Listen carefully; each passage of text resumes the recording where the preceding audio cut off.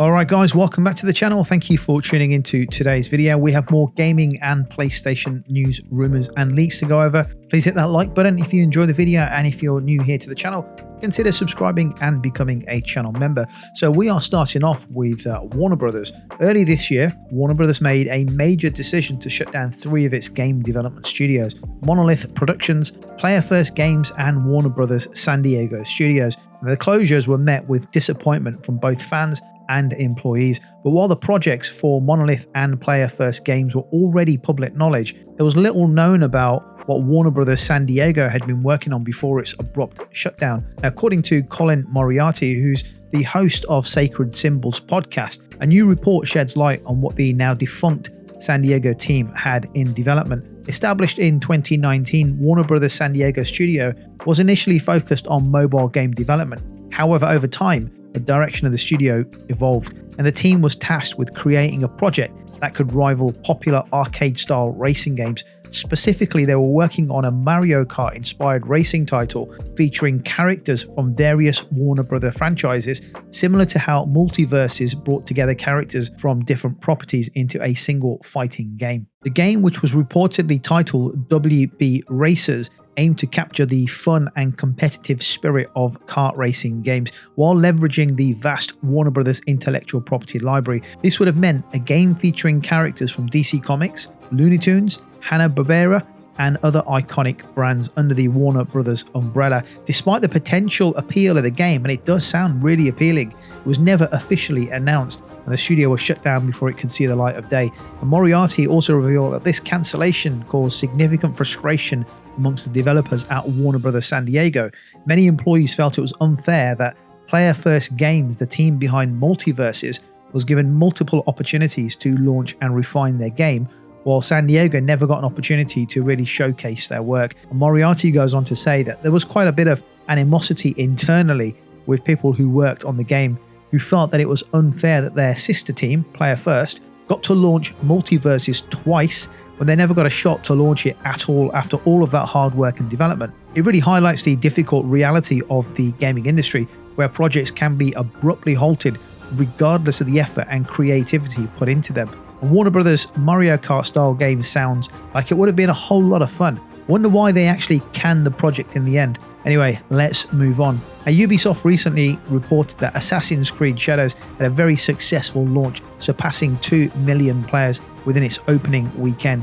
This marks a strong debut for the game, but interestingly, Ubisoft has not claimed that Shadows had the biggest launch in the company's history. According to a report from VGC, Shadows actually had the second largest launch, with Assassin's Creed Valhalla maintaining the top spot in terms of day one revenue. Despite falling short of Valhalla's launch numbers, Shadows achieved several impressive milestones. It had the best launch day performance on any Ubisoft game on the PlayStation Store, and was the most watched Ubisoft title on Twitch, with over 11 million hours of gameplay viewed. These figures suggest that Shadows generated significant interest amongst players, even if it didn't quite reach the heights of Valhalla. There are several reasons why Valhalla's launch remains unbeaten. One of the major factors is timing. Valhalla was released in November 2020, and of course we had the launch of the next generation consoles in 2020. And it was also the height of the COVID-19 pandemic, when people were spending more time at home and playing video games. Additionally, November is also a traditional strong sales month due to the holiday season, which likely boosted Valhalla's number even further. So in contrast, Shadows launched in March, outside of the peak holiday shopping period, and without the same external factors driving engagement. Even though Shadows didn't quite surpass Valhalla's numbers,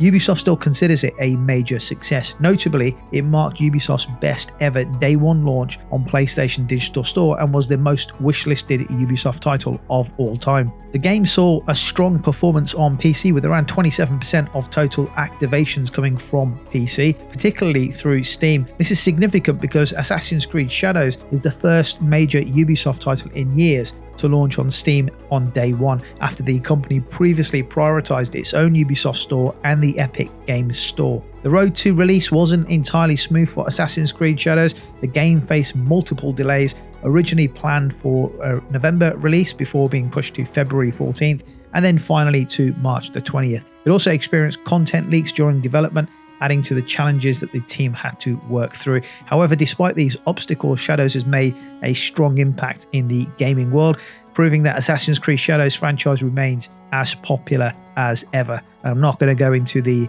debate about the characters and all that kind of stuff. The game's doing well. Let's move on. So, when is a console not a console? Answers in the comments, please. For years, people in the gaming industry have been debating the direction of Xbox, but recent reports suggest that Microsoft's next system might not be a traditional console at all. According to reliable sources like Windows Central and The Verge, the successor to the Series X and S could function more like a PC than a standard gaming console. And if these reports are accurate, the new Xbox would give players access to multiple gaming storefronts, including Steam, the Epic Game Store, and PlayStation. A leaked user interface that surfaced during GDC seems to support this claim, fueling speculation about a major shift in Microsoft's gaming strategy. So this raises an important question. How will Sony respond? Over the past few years, Sony has been slowly embracing the PC market by porting many of its biggest games over to the PC platform, including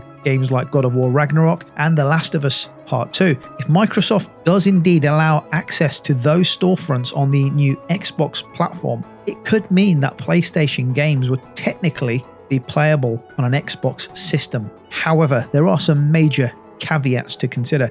If Microsoft truly goes down this route, it wouldn't be selling a console in the traditional sense. Instead, it would be offering a pre-built gaming PC that runs on a customized version of Windows. This approach would bypass Microsoft's own ecosystem, which means that players purchasing Sony's games via Steam or Epic wouldn't actually be buying them for Xbox in the usual sense. So that shift could have a huge financial implication for Microsoft. Historically, console manufacturers use a business model where they sell hardware at a loss. We all know this is common knowledge, and they expect to make their return on that money back through game sales and online subscriptions. But if gamers can freely use third-party platforms like Steam, Microsoft would have a hard time justifying a paid online service like Xbox Game Pass Ultimate when free alternatives exist. I also imagine Sony placing restrictions on how its games are accessed. We've already seen examples of this. Sony previously blocked Xbox players from streaming PlayStation games through GeForce Now. Could Sony take a similar stance with their Steam and Epic Games Store ports? It's clear that if Microsoft takes this direction, they'll need to answer some tough questions about pricing, competition, and software compatibility. While nothing has been confirmed yet, this could be one of the biggest shifts in console gaming history. One thing I can say for sure is that if you are able to access different storefronts on the new Xbox console PC hybrid, I'm fairly confident that you will not be able to play PlayStation games. Because why would you? Why would Sony allow you to play PlayStation games on another system and not a current or future PlayStation console? Why would they do that? Think about it. If you could play all of your Xbox games, your PC games, and your PlayStation games on one box, why would you buy a PlayStation? Or any other box for that reason? See what I mean? It's not going to happen. Sony wouldn't allow it. They have no reason for it to happen. They have a business model which is working. They are the market leader. And they're making more profit than they've ever made before, while simultaneously and sadly crushing Xbox, its competition, out of the gaming industry. So Sony will not allow you to play PlayStation games on a future Xbox PC hybrid. Now, since we're talking about Xbox, it's been over a year since Helldivers 2 launched as a PlayStation console exclusive, yet demand for an Xbox version of the game continues to grow. The cooperative multiplayer shooter took the gaming world by storm when it was released earlier last year, quickly becoming one of the most talked about titles of 2024. Unlike most PlayStation exclusives, which tend to focus on single-player experiences, Helldivers 2 became a rare multiplayer hit for Sony. And traditionally, Xbox has been the platform associated with multiplayer-centric franchises, boasting titles like Halo, Gears of War, and Sea of Thieves. The fact that Helldivers 2 resonated so strongly with PlayStation players was somewhat unexpected, but due to its overwhelming success, many Xbox fans, sadly, have been campaigning for Sony to bring Helldivers 2 to Xbox Series X and S. And shortly after release, a petition was started on change.org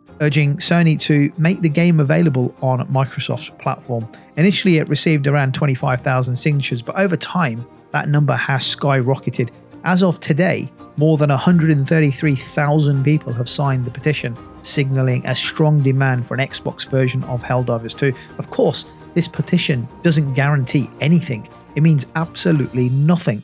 Sony ultimately has the final say, and the company has traditionally been very protective of its exclusives, especially in the console arena. However, recent trends in the industry suggest that bringing Helldivers 2 to Xbox may not be entirely out of the question. Over the past year, Microsoft has been making surprising moves by allowing some of its biggest exclusives to appear on PlayStations. Well, we all know why Xbox games are coming to PlayStation. I don't want to go over that again, but we all know why. It started with smaller titles like Hi-Fi Rush, then it expanded to Sea of Thieves and Forza Horizon 5. Now major titles like Indiana Jones, Doom, and The Outer Worlds 2 are set to launch as multi-platform titles.